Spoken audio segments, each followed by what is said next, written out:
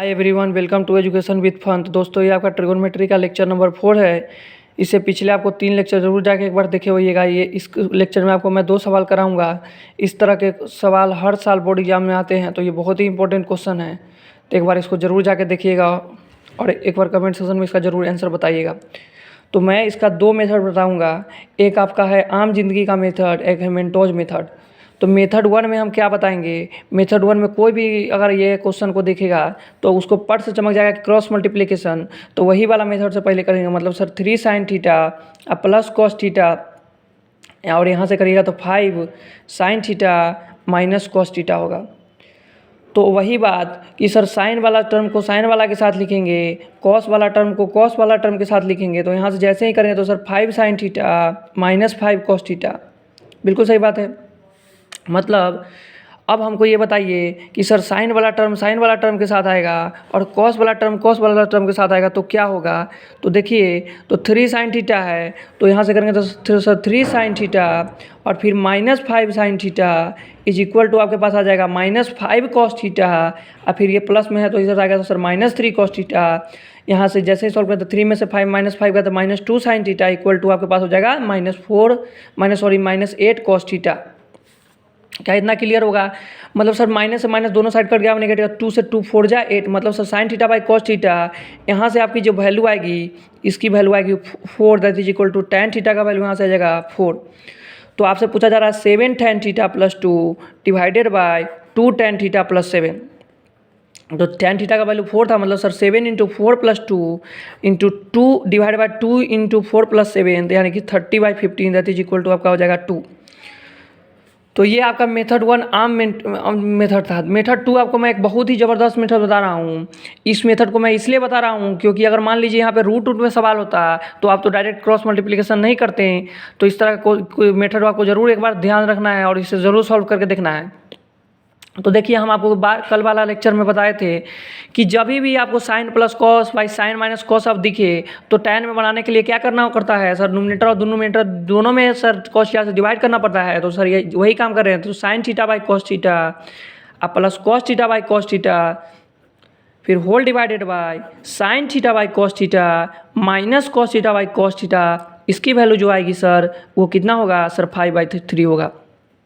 ठीक है, इतना क्लियर होगा। तो sir sign theta by cos theta क्या होता है सर? tan थीटा होता है, मतलब sir tan theta plus 1 by tan theta minus 1। इसकी जो वैल्यू है सर ये 5/3 है। अब यहाँ से एक ज़बरदस्त बात आपको सोचना ये है कि देखिए, नोमिनेटर में tan थीटा में एक ऐड हो रहा है, डिनोमिनेटर में tan थीटा में एक सब्ट्रैक्ट हो रहा है। और इस तरह के क्वेश्चन की खास बात ये है कि जहाँ ऐड हो रहा है तो नोमिनेटर में संख्या ज़्यादा दी हुई है और जहाँ सब्ट्रैक्ट हो रहा है वहाँ डिनोमिनेटर में संख्या कम दी गई है। मतलब सर tan थीटा का अब यहाँ पर 5 को किस तरह लिख सकते हैं? tan थीटा प्लस 1, मतलब सर 4 इस तरह का फॉर्म बनाना है तो सर इसको 4 + 1 लिख दीजिए, इसको 4 - 1 लिख दीजिए।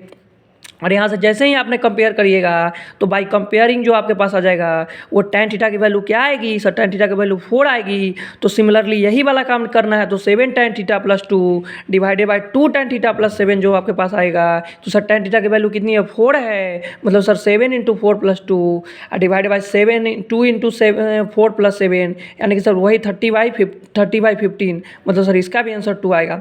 तो आई होप आपको दोनों मेथड क्लियर समझ में आया होगा।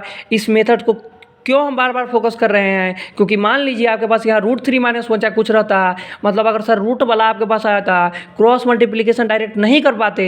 अगर क्रॉस मल्टीप्लिकेशन में गलती होती तो आपका आंसर गलती आता। इसलिए मैं आपको ये मेथड ज़्यादा प्रेफर करूँगा।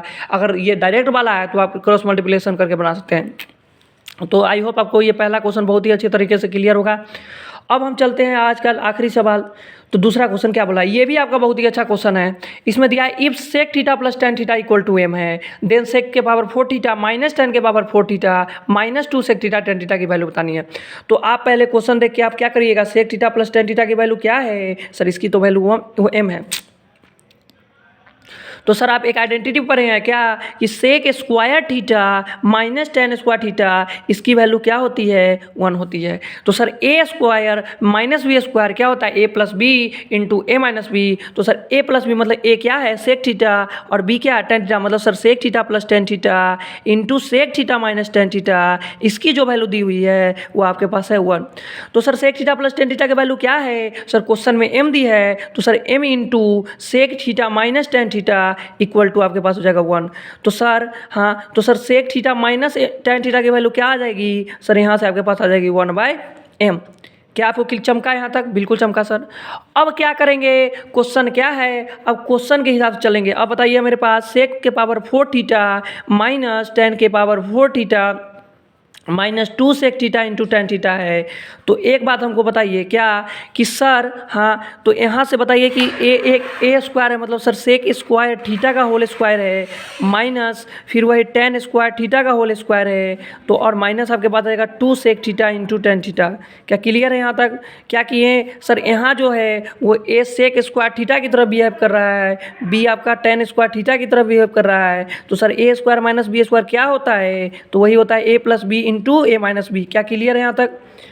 तो अब बताइए सर ए तो ए प्लस बी मतलब sir sec square theta plus tan square theta into sec square theta minus tan square theta और minus sir 2 sec theta into tan theta. क्या इतना क्लियर होगा? तो यहाँ से आप हमको एक चीज़ बताइए क्या कि सर ये दोनों तो आइडेंटिटी है मतलब sir sec square theta minus tan square theta का आइडेंटिटी क्या होता है 1 होता है। तो मतलब सर ये तो 1 हो गया मतलब ये तो 1 टोटल हो गया मतलब अब हमारे पास आ जाएगा सेक स्क्वायर थीटा अब प्लस टेन स्क्वायर थीटा अब बताइए minus 2 sec theta into tan theta.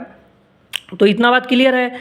तो अब बताइए A square plus B square minus 2ab क्या होता है सर ए माइनस बी का होल स्क्वायर होता है मतलब sir sec theta minus tan theta का होल स्क्वायर हो गया। तो sec theta minus tan theta के वैल्यू क्या है सर यहाँ से इसकी वैल्यू 1/m है मतलब सर 1/m का whole square that is equal to आपका होगा 1/m स्क्वायर। तो इसमें हम कौन कौन प्रॉपर्टीज यूज किए हैं? पहला प्रॉपर्टीज आपका यूज किए हैं ये वाला, इसका दूसरा प्रॉपर्टी आपका यूज किए हैं इसमें ए माइनस बी का होल स्क्वायर जो होता है वो होता है आपका A square plus B square minus 2ab। तो थैंक यू, मिलते हैं अगले लेक्चर में। आपको ये ज़रूर देखना है और कमेंट सेक्शन में बताना है। Take care, bye bye.